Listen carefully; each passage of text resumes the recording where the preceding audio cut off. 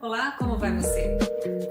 Hoje eu estou aqui para responder a pergunta da Drica sobre os relacionamentos atuais, as dificuldades de se chegar a um consenso no que diz respeito à lealdade, a comprometimento, a papéis.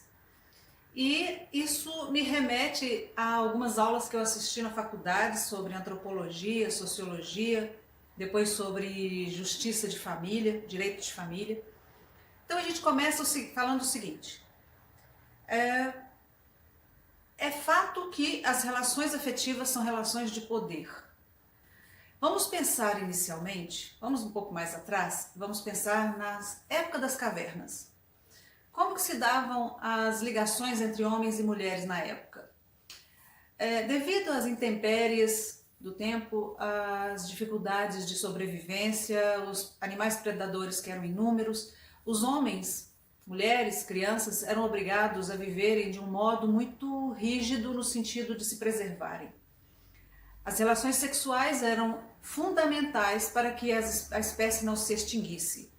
Entretanto, já naquela época já havia um crivo, uma espécie de processo de seleção dos melhores espécimes para garantir uma reprodução mais garantida de força, resistência, adaptabilidade. E o que acontecia? A própria biologia feminina fala da capacidade da mulher em termos reprodutivos. Só o aspecto físico dela já diz. Mulheres de ancas largas, pernas grossas, peitos abundantes são consideradas mais apropriadas à reprodução. Isso é no movimento inconsciente do homem. O homem tem uma atração por essas mulheres mais curvilíneas, porque no inconsciente sugere que é uma mulher mais preparada para gerar filhos, uma boa parideira. Já na questão dos homens, o que acontecia na época das cavernas? Os homens saíam para a caça e as mulheres ficavam nas cavernas, garantindo a continuidade do fogo aceso, protegendo os filhos, tecendo as roupas nas peles dos animais caçados, e esses homens partiam para a caça. Ao retornarem, aquele que trazia a caça maior era o partido mais interessante. Uga uga, que macho interessante, que homem interessante. E a garantia desse homem estabelecer uma relação com uma mulher forte era a certeza de filhos mais fortes e também mais resistentes. Desde o início, o homem era o provedor, o caçador, aquele que ia para a rua para buscar comida, subsistência.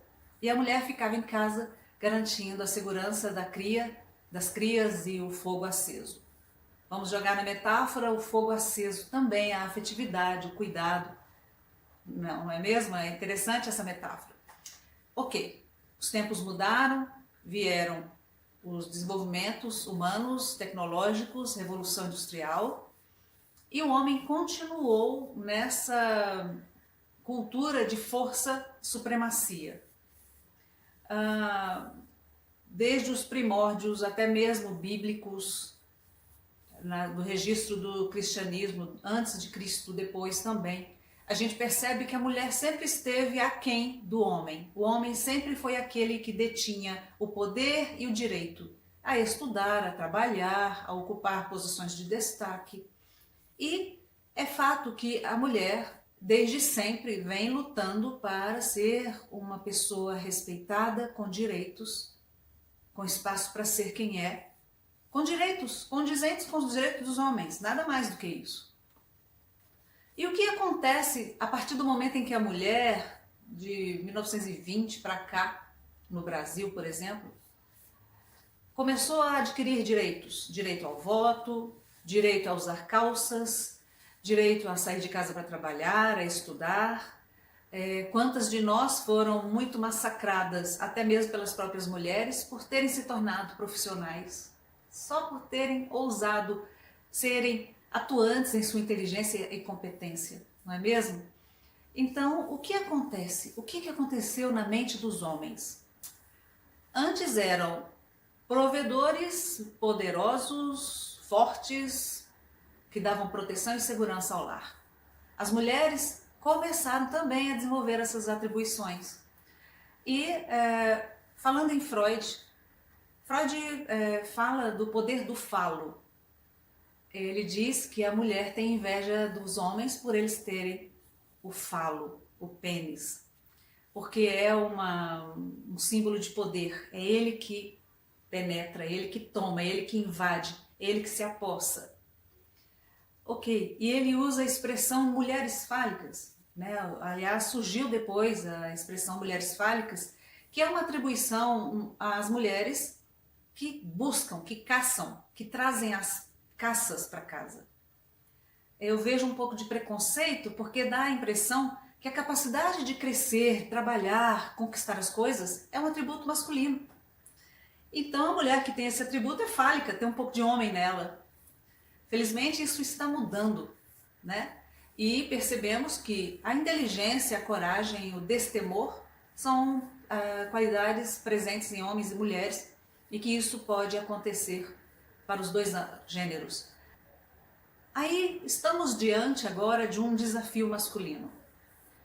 O homem, por até então deter o poder, a supremacia, o monopólio dessa coisa de força, começou a perder potência, começou a perder espaço pelo fato das mulheres começarem a buscar crescimento também. Porque mulheres têm inteligência também, como os homens. E seria um prejuízo enorme pensarmos numa sociedade em que mulheres se anulassem e vivessem à sombra de homens, sem produzirem aquilo que sua inteligência e sensibilidade pudessem trazer. Então o que acontece? Os homens começaram a se sentir ameaçados por esse crescimento da mulher. Começaram a perceber que a força, a coragem não são atribuições masculinas, ao contrário do que se apregoava até então. Perceberam que a mulher não precisa ter falo para ser corajosa, destemida, ousada, competente. Então o homem começou a se sentir ameaçado. E veja bem, a necessidade de se manter no poder, todos nós temos uma necessidade de nos autoafirmar no valor que nós temos, na importância que nós representamos na sociedade. Todos nós temos essa necessidade. Infelizmente, a cultura oprime esses homens, porque eles são criados e treinados para pensarem assim. Eles também são vítimas dessa ideologia e atuam dentro dessa ideologia por uma falta de opção. Porque o homem que não abraça essa ideologia de macho, de força e coragem, corre o risco de ter sua reputação masculina questionada, ser chamado de fraco, impotente e outros preconceitos mais. Então o homem fica duplamente prejudicado nesse sentido. E o que acontece? O que é que torna uma pessoa poderosa? Sua inteligência, o dinheiro que ela ganha, que ela tem, a força que ela tem de transformar a história, de trazer mudanças, não é mesmo? Então, o que acontece quando o homem começa a perceber que a mulher também consegue fazer isso? Quando ela se torna uma grande cientista, uma grande empresária, uma grande construtora de conhecimento. O homem precisa impor o seu poder. E o que a gente observa? Qual é a outra forma do homem mostrar o seu poder? O poder da conquista. Lembra lá na época das cavernas, quando o homem que chegava com a caça maior era o mais concorrido, tinha o mais poder, era o líder da tribo, por exemplo, do clã, o homem passa a ser um conquistador. Ele precisa exercer o poder dele de alguma maneira. Como economicamente, socialmente, politicamente ele começa a ter de dividir aquele espaço que era só dele com as mulheres, ele passa a exercer um poder que ele ainda pode exercer, que é o poder fálico dele, que é o da conquista, da sedução. Ele tem uma necessidade muito grande de provar o poder que tem, agora conquistando mulheres. Então, quando muitas vezes eu recebo mulheres que questionam por que os homens traem tanto? E não vamos ser preconceituosas. Essa coisa de infidelidade está comum dos dois lados. Mas por que o homem tem essa necessidade? Porque ele vive um conflito, ele precisa provar o valor que tem de algum modo. E na falta de possibilidades, ele apela para esse aspecto, muitas vezes. E o que eu estou falando não sou eu que estou criando, isso é material de estudo, vivido em faculdade e nas leituras atuais também. Quando a gente fala em infidelidade, parece um conceito moralista, mas não é. Não é isso, não é nesse ponto que eu quero mostrar. Biologicamente, não está comprovado que sejamos monogâmicos. Nós não somos monogâmicos. A monogamia é uma construção social para organizar a sociedade e principalmente para organizar a economia, os recursos conquistados pelo trabalho. Por quê? Quanto mais filhos um homem tinha, mais herdeiros ele tinha. E ele precisava então distribuir essa renda entre esses herdeiros. Herdeiros que na verdade eram filhos bastardos, existia essa expressão muito cruel para essas crianças que pagavam preço muito alto pela irresponsabilidade desses homens. Então, quando nós pensamos em monogamia, é uma construção social muito preocupada principalmente com a questão econômica do casamento, para proteger o direito dos herdeiros legítimos, para proteger o direito da esposa, que também ajuda a construir o patrimônio. Imagine, você trabalha com seu marido, ajuda esse homem a construir um patrimônio e ele semeia a sementinha dele por aí. E de repente você é surpreendida com mais 4 filhos de mulheres com quem você precisa dividir aquilo que você conquistou. Isso aí pega mal demais, com certeza, né? Então, eu vou dar continuidade nessa discussão a partir de um livro de uma querida professora, Tânia Nogueira. Foi uma professora muito querida no período de faculdade. Por causa dela, eu trabalho com a abordagem sistêmica que estuda a relação das nossas características pessoais, nossos modos de viver, nossos problemas a partir do estilo familiar. E o livro Mudanças no Relacionamento Afetivo Sexual. Está invertido porque eu estou usando a câmera frontal, mas é um livro criado a partir de uma pesquisa com homens de 20 a 25 anos e 50 a 55 anos, com perguntas sobre quem são, o que pensam da mudança social, no crescimento da mulher. E é um livro que eu acho que todo psicólogo deve ter, todo psicólogo que trabalha com relacionamentos afetivos, mulheres, homens, famílias, porque é uma pesquisa bem brasileira, bem dentro do nosso contexto, e mostra conclusões que esclarecem muito essas dúvidas. Esse livro, na página 95, começa a apresentar a conclusão da pesquisa. Eu vou fazer um spoiler, mas isso não significa do valor do conteúdo dele, ok? Mas foram feitas diversas perguntas e foi constatado que palavras da professora Tânia: os valores, preconceitos, papéis e toda a produção de conhecimento são transmitidos pelos discursos de gerações que se interagem. Esses discursos que fazem parte de uma ideologia e são muitas vezes contraditórios, de um lado, indicam a realidade social que homens e mulheres vivem e, por outro lado, a mudança nos discursos é que mobiliza transformações nas relações. Então, a Drica me perguntou por que os homens desaparecem. Ou porque os homens te falam, você é maravilhosa, eu te amo, você é uma pessoa muito especial, mas no dia seguinte está falando a mesma coisa com outra mulher? Por que os homens atualmente não conseguem estabelecer uma relação de lealdade, de construção concreta de uma relação duradoura?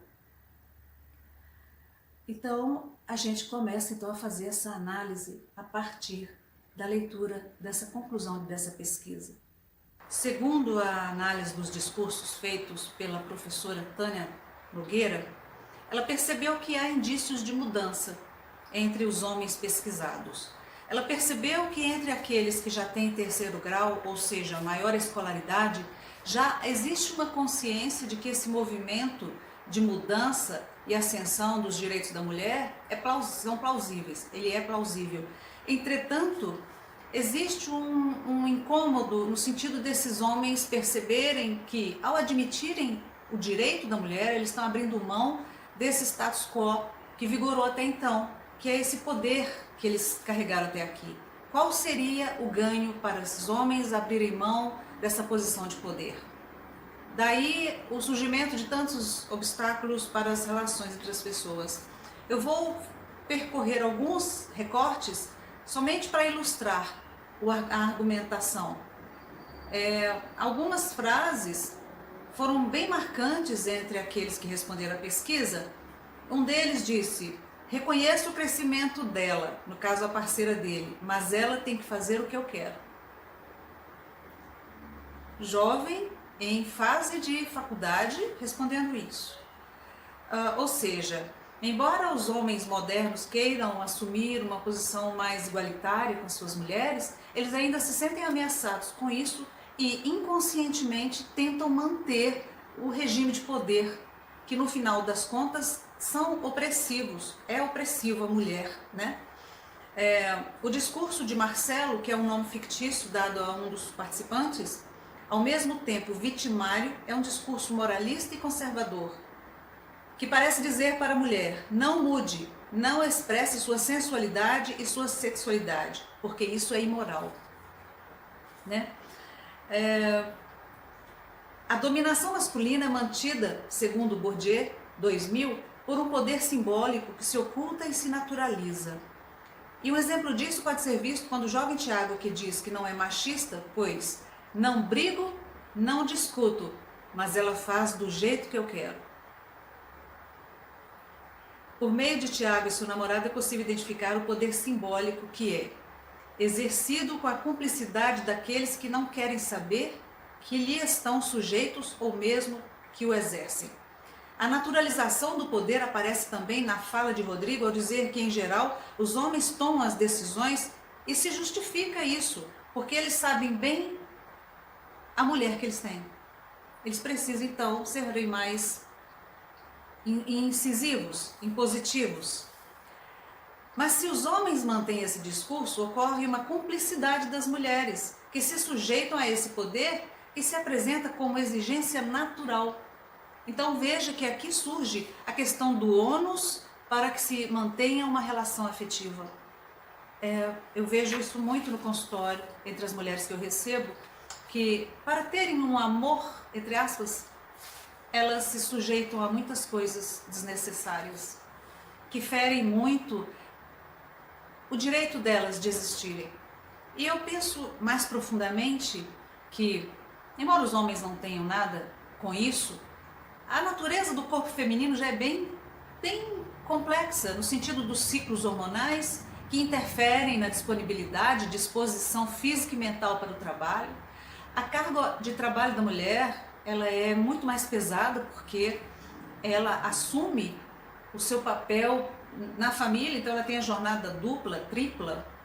Muitas vezes essas mulheres, quando começam a ganhar dinheiro, elas passam a assumir tarefas, despesas que dificultam ainda mais um outro aspecto do viver do próprio recurso, que é o conforto de experimentarem direitos. Homens estão acostumados a terem seu lazer com os amigos, jogar futebol, tomar a sua cerveja, voltar tarde para casa. Mas para muitas mulheres é uma utopia pensarem que elas também têm esse direito. Então elas vivem apenas para trabalhar, ajudar nas despesas e cuidar dos filhos, enquanto esses homens estão se divertindo. Por quê? Em alguns discursos moralistas desses homens na pesquisa, eles falam que é fútil que a mulher casada e com filhos fique na rua tomando cerveja com os amigos. Então a gente percebe que, embora haja o discurso de igualdade, ainda há muito forte essa pressão na manutenção dessa cultura opressora. Existe uma parte na página 103, uma parte do parágrafo do último, que diz uma questão que é muito importante. Os homens querem flexibilização dos papéis que não lhes interessam mais, como o de provedor, e querem também manter o monopólio sexual de ser o garanhão, que é viril e forte. Então, ou seja, na mudança que nós mulheres lutamos para conquistar durante todo esse tempo, os homens estão flexibilizando naquilo que é confortável. Ok, você ganha dinheiro, então agora nós vamos dividir as despesas. Eu não serei mais aquele cara que paga tudo e vou te passar a participação nas despesas. Ok, não há problema e acho até válido isso, né? Mas acontece que esses homens, a coisa fica mais fácil para eles, mas eles não querem dar, em contrapartida, um retorno para essas mulheres. Eles querem continuar a ter essa liberdade e esse status de garanhão, de viril e forte. Inclusive no enfrentamento dos problemas, das crises, muitas vezes vemos inverter essa situação em que as mulheres passam a ser as provedoras do lar, enquanto esses homens, de certo modo, sofrendo, vitimizando-se pela perda desse status, se rebelam e começam a adotar comportamento de homens solteiros, sem hora para chegar em casa, com outras parceiras sexuais. Então, essa pesquisa embasa um pouco a resposta que eu gostaria de dar sobre essa questão que a Drica colocou. Qual é a dificuldade desses homens que não conseguem mais manter relação estável? Eu não sei se isso já existia. A cultura mudou, o desenvolvimento do conceito de individualidade, as pessoas estão mais donas de si mesmas, estão se sujeitando menos à opressão, à exploração. E isso tem resultado num individualismo maior. Quando a gente pensa nos casamentos anteriores, a gente percebe que muitos deles se mantiveram porque havia uma relação de dependência. As mulheres não trabalhavam, ou as mulheres estavam subordinadas a uma cultura em que desvaloriza a mulher divorciada, por questões familiares, crenças religiosas, medo do preconceito, das dificuldades que elas encontrariam lá fora, manter a criação dos filhos que exigem tanta atenção e ao mesmo tempo estar no campo trabalhando, horas fora de casa. Então muitos casamentos se mantêm devido a esse regime de codependência. Então, quando nós hoje nos deparamos com essa situação, que embora a pergunta seja em relação aos homens, isso também acontece em relação às mulheres, por que as relações hoje são mais efêmeras, superficiais? É porque nós estamos numa fase de individualismo, de busca do prazer imediato e tudo que é realmente concreto, como uma relação edificante, uma relação sólida, que embora haja ônus como monogamia, dedicação mais constante, custos em relação à manutenção dessa vida a dois, a questão também de não variar, porque o que é diferente às vezes diverte a mente, né? Para aqueles que brincam de conquistar outras pessoas, é uma adrenalina, um prazer, uma endorfina interessante que ajuda a passar os dias, a facilitar o enfrentamento das dificuldades. Então, quando o cara opta por um casamento sério, ele está abrindo mão de todas essas liberdades, né? Porque ele vê mais a fundo o bônus disso aí. O que a gente vê muito em consultório é que as pessoas que não conseguem se vincular de um modo mais concreto vivem processos mais solitários de vida, porque elas não desenvolvem habilidades e atrativos que mantêm o parceiro interessado em estar perto por muito tempo. São pessoas que também são muito superficiais e um pouco empobrecidas no encantamento que elas têm, na força que ela tem.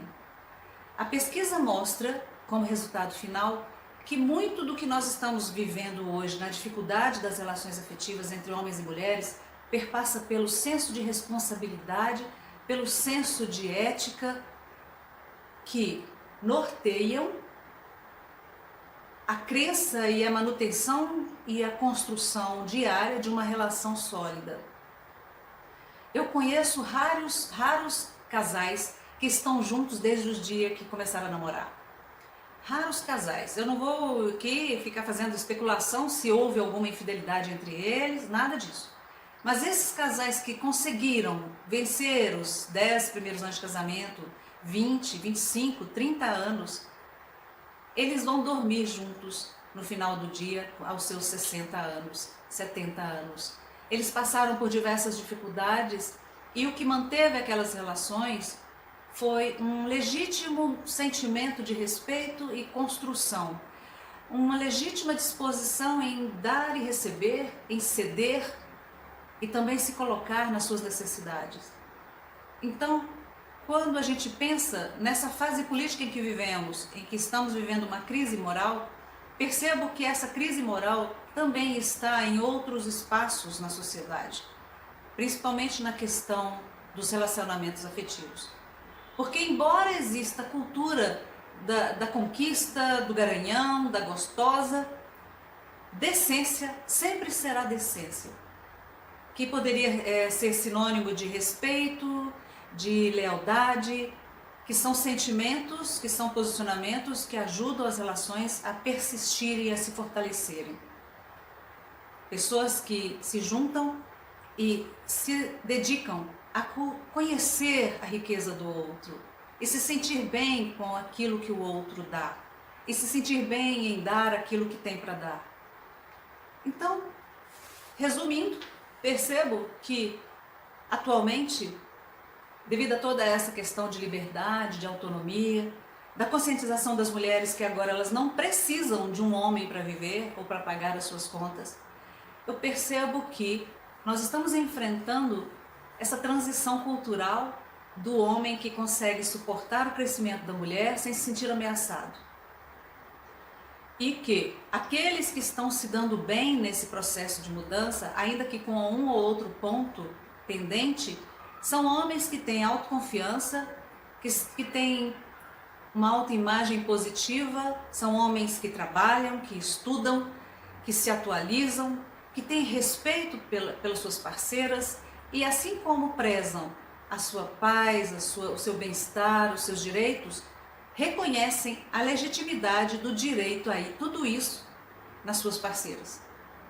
Então, é uma situação difícil, mas que, a princípio, a primeira coisa que a gente precisa colocar na balança e como frente desse enfrentamento é amor próprio, autopreservação, respeito por nós mesmas, para sabermos filtrar, sem cairmos nas armadilhas culturais, de acreditarmos que precisamos de um homem para existirmos, para sermos lindas, importantes, que nós saibamos investir no nosso crescimento, ter prazer na nossa presença, na nossa companhia, dar sentidos à nossa vida que independam da necessidade, entre aspas, desse amor que quando a gente vai ver tem muito mais de dependência do que propriamente de um cultivo de um sentimento gostoso a dois.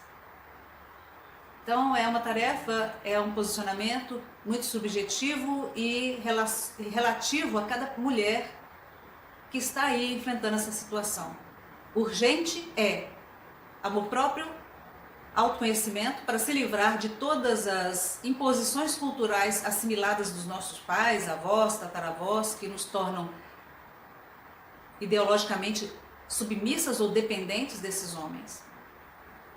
Sabendo dar sentido às nossas vidas, sabendo usufruir do que é bom na vida, nos construir, nos sentirmos mais inteiras, felizes com quem somos, entendendo que ter um homem ao nosso lado precisa ser algo bom, construtivo, agradável, que nos traga paz. Se não traz essas coisas, é lógico que oferecendo mesmo, se não traz, é porque ainda não é a pessoa ideal. Ok? O relacionamento forte tem que ter personalidade, integridade. E então tem a ver com essa crise moral que a gente enfrenta hoje. Tudo por causa de um prazer furtivo, rápido, imediato, por uma indisponibilidade de enfrentar desafios que a gente está vivendo aí, essa crise nos relacionamentos. Talvez seja esse um momento de transição e a partir de agora tenhamos mais chances de vivermos relacionamentos mais leves e realmente mais sólidos.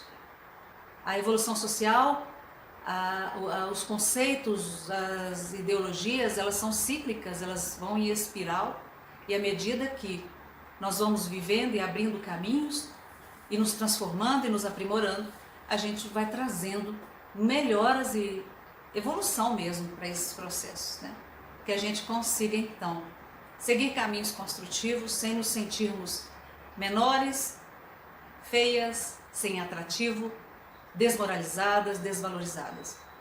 O nosso valor é o que nós nos damos. O resto é apenas valor agregado. Eu espero que essa exposição tenha sido útil. Eu acho que esse é um assunto muito extenso. Nós temos também a teoria dos tempos líquidos de Zygmunt Bauman, que é uma leitura interessante sobre isso, sobre essa questão da modernidade, da questão do virtual, que tudo ficou mais imediatista, superficial. Também é um assunto a ser discutido sobre tudo isso. Então ficamos por aqui. Eu agradeço a sua atenção, espero que a gente possa continuar essa discussão. Eu não estou aqui fazendo apologia, nem defendendo pontos de vista pessoais. Tudo que eu disse foi embasado em leituras, em vivências de consultório, e a gente está aberta para novos diálogos, ok? Então eu fico aqui meu abraço, agradeço a sua atenção e a gente estará junto nos próximos vídeos. Até lá!